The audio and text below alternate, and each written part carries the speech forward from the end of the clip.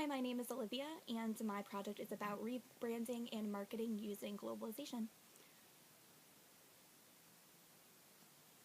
So we'll start by just explaining why globalization changes the face of business.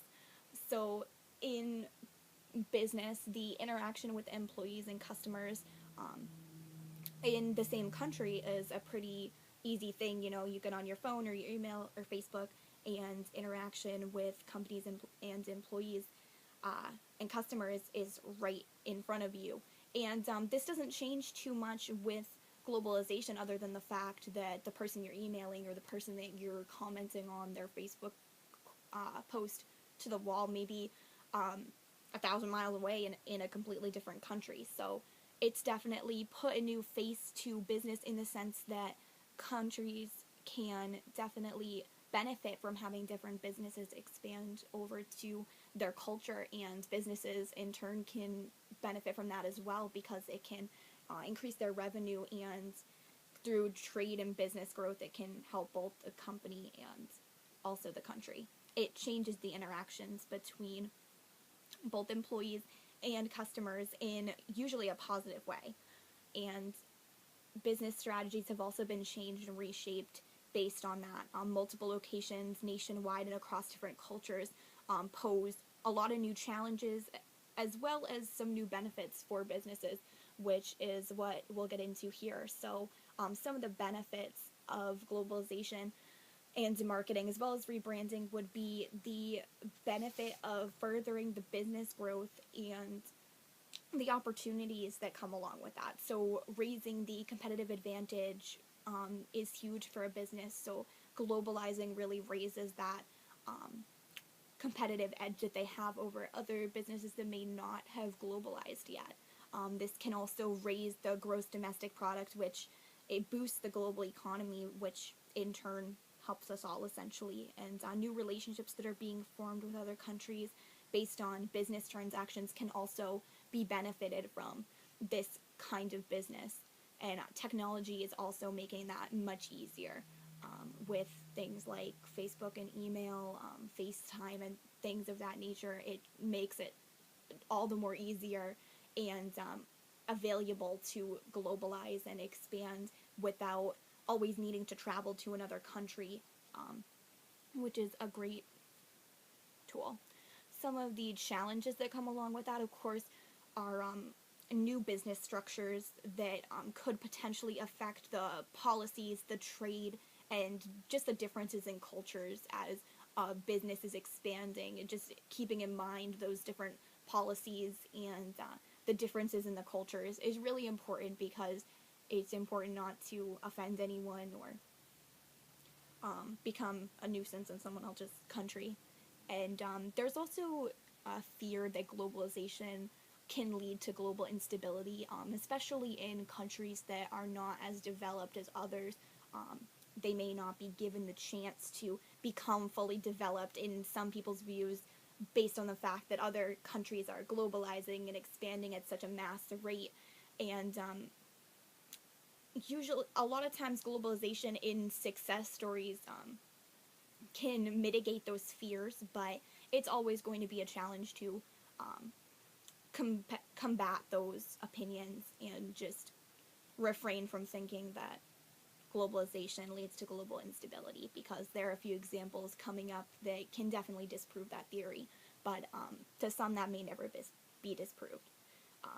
Diversifying management to adapt to different cultures is definitely a challenge for most businesses. Just making sure that the business itself and the culture of the management and things like that don't differ so completely with the culture of the country that you're globalizing to will in turn ruin the business relationship or just give a bad name to the business in general, and that's always a challenge going forward. So with that, there are some new methods that I'd like to talk about, namely the rebranding is a term that I'm going to use a lot during this presentation. And rebranding, it usually just refers to a company that has made its name, they've been successful, but they're understanding now that there needs to be a change within the company. The company isn't as successful as it has been in the past. They may be experiencing some negative returns, and they may have some plummeting stock shares, things like that. Companies may choose to rebrand themselves, usually coming up with either a new name, a new mission statement, or changing some of the employees or the CEO. And making those changes will help the company to become better what it was in the beginning and return back on their revenue and establish more of a presence in business, which can be seen as a positive for companies that rebrand, because they're showing that they understand that changes need to be made, they're making those changes, and they're becoming more successful because of it, which is great. So this in turn can increase revenue. It changes the structures of the company to eliminate a lot of the problems previously, as I mentioned, which definitely leads to some new marketing tactics, some increases in sales, some new customers, and things like that. So these new methods, especially using creative marketing to entice customers to come in, is really something that will help.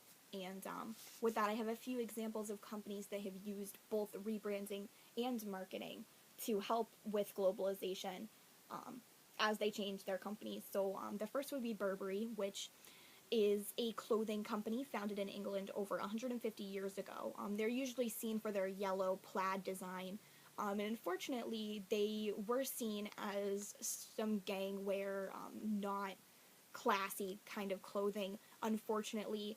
And so, due to this negativity toward the brand, a new creative director came into 2001 along with some new clothing and some new marketing techniques, helped the brand, and actually their sales rose 27%.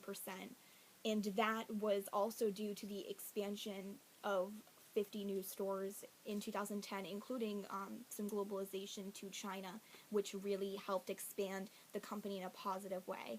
And now this brand can be seen worn by Kate Moss as well as Emma Watson. So it's now seen as trendy and chic, whereas before it was seen as something you wouldn't want to be caught in. So this is definitely a step forward, using that rebranding and that globalization to make this brand more of a positive one. Another example would be Starbucks, which is kind of an unorthodox example because Starbucks has been a successful company for a long time, ever since they were founded. They have been expanding new stores to different countries for a very long time. Their sales have continued to rise. Their customer loyalty is very present. Unfortunately, in 2007, the company was in an all-time low. Stocks were in a terrible place, and the CEO was not keeping up with procedures at each storefront, which was creating some turmoil, because if you bought a coffee in one store, it wouldn't be the same as a coffee you might order from a store 50 miles away, and this inconsistency was creating some issues in the company. And so for that reason, the former CEO and the founder of Starbucks, Howard Schultz, decided to come back in 2007 to lead Starbucks into a new future, essentially. So with that, he closed down a lot of the storefronts that weren't competing to the place that they needed to be and weren't succeeding. He opened up many new storefronts globally as well as nationally to help raise sales revenue, but making sure that they were opened in the right way with extensive training for each barista, and making sure that the mission statement was also changed within the company. So these new storefronts definitely understood what the new mission statement was and how to show customers what the company was really about. And so due to this great success, the company has continued to expand to Indonesia, China, and many other countries, and they are continuing to step forward with their customer loyalty, and that has definitely been a plus for them. Another example would be Cadbury, which is a very well-known chocolate brand, like the Cadbury Bunny around Easter. And they, being that they've been around for so long, this company was kind of new to the whole social media age that a lot of companies grew up on, like Facebook and Twitter, things like that. they weren't really so much involved with social media because they'd already made such a name for themselves that they didn't feel it was necessary, but it changed their entire company when airing new commercials, new creative marketing such as Facebook and Twitter pages helped boost this company internationally um, in a huge positive way. So in Australia, there was a very large expansion, and the company is now worth over $6 billion, and they employ over 13,000 people, which is just such a success. So just seeing how marketing can really come into play through globalization and creating a new face for a business that's been around for a long time is really a positive change. And lastly, Amazon.com is definitely a big one. They've already kind of globalized in a way successfully due to their success with e-commerce. Amazon is just a click away, and that can be said for any country that they associate with, which is great. So due to this e-commerce and their presence in globalization, Amazon is using their relationships with other countries to really start their new idea, which is this Amazon drone idea, which pictured in the bottom there, Amazon would like to take everything that you order from them and put it up in a drone, send it through airspace, and drop it on your front doorstep, which would take a lot less than that 2-day shipping that we're all hoping is attached to whatever we want to purchase. So with that, the US is slowly trailing on this idea, but so far Amazon has really had close ties with the UK due to the strong beneficial time that the UK has put into this idea. They're very interested in expanding this idea and helping the company with it, and implementing the drones into airspace testing and things like that. And so this really shows that with globalization and furthering a company even more, those ties that have been created through globalization and through marketing can definitely benefit not only the country, but the company as well, as I'm sure the UK is getting a lot of publicity due to this whole Amazon idea. So stocks have gone up 40% in the last 6 months, with predictions to continue for Amazon, and that drone idea that the UK is helping with certainly will help that as well. So moving forward from there, some things to keep in mind with rebranding and marketing is definitely to make sure that the company meets the needs of not only their company but also the culture that they're immersing themselves in. We've definitely known of a few examples of failure with those successes that I just shared. In globalization, I know brands like Target and Walmart have definitely opened some poor storefront locations abroad, and being unfamiliar with the culture are two of the biggest things that can unfortunately lead to failure in some cases, and that was the case for Walmart and Target. So just being aware of the clientele, the consumer habits, and things like that are really important when globalizing to another country, and making sure that the marketing fits the needs of the company and the country is also important as well. Making sure that the new creative marketing isn't going to be offensive to someone from a different country, or someone from a different religion or a different race, and just making sure that the marketing needs can be met, that it definitely lets the brand out there, but not, however, in a negative way. So it is important to know who the target audience is, know who the consumers are, and use that to an advantage instead of a hindrance. So one of the biggest questions, I'm sure, in everyone's presentation is why using globalization with marketing and rebranding? And this is because expanding internationally just really enhances a company. More customers, higher revenue, greater praise. It just gives the company more of a boost. It's seen usually as a step forward in an innovation to a business is globalization, especially with technology nowadays. There's not really an excuse not to expand for a lot of companies out there.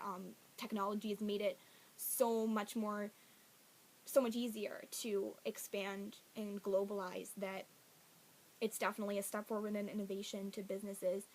It leads to increased revenue, furthering customer loyalty, and overall rebranding and marketing is really a positive technique to help companies as well as globalization. So it extends that consumer knowledge and it makes the brand more familiar, which is essentially what every business would want. So that is my presentation, and I thank you all for watching.